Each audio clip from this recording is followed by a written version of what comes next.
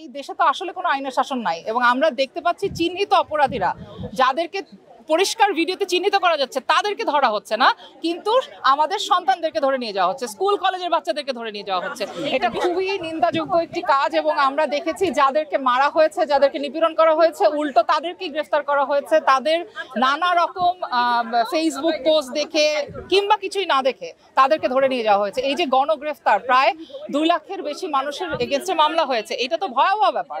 তার মানে এই দেশে তো আসলে কোনো আইনের শাসন নাই এবং আমরা দেখতে পাচ্ছি চিহ্নিত অপরাধীরা যাদেরকে পরিষ্কার ভিডিওতে চিহ্নিত করা যাচ্ছে তাদেরকে ধরা হচ্ছে না, কিন্তু আমাদের সন্তানদেরকে ধরে নিয়ে যাওয়া হচ্ছে, স্কুল কলেজের বাচ্চাদেরকে ধরে নিয়ে যাওয়া হচ্ছে, বিশ্ববিদ্যালয়ের শিক্ষার্থীদেরকে ধরে নিয়ে যাওয়া হচ্ছে। আর সমন্বয়কদেরকে তো ধরে নিয়ে কি এক নিরাপত্তা হেফাজত, যে যার কোনো ধরনের এরকম কোনো এক্সাম্পলই নাই সারা পৃথিবীতে, সেই জিনিসের নাম করে তাদেরকে আটকে রেখেছে এবং সেখানে 32 ঘন্টা ধরে আমাদের এই শিক্ষার্থীরা অনশনে আছেন।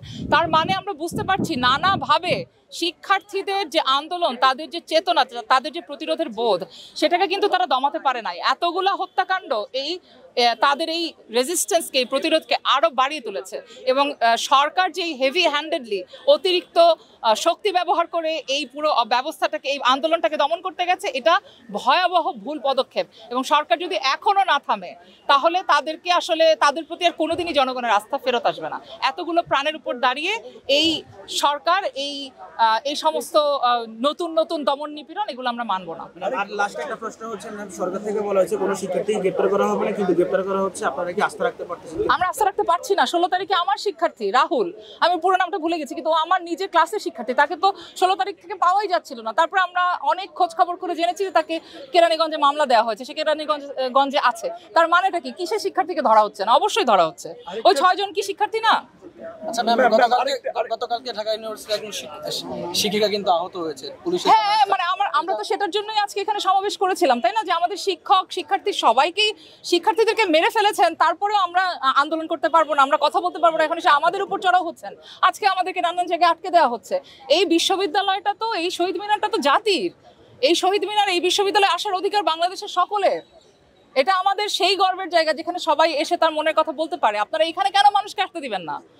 ম্যাম, আপনার যে সন্তানেরা আপনাদের সাহায্য চেয়েছিল, আপনাদের দিকে তাকিয়ে আছে, যারা এখনো কষ্ট করছে, তাদের উদ্দেশ্যে কি বলার থাকে?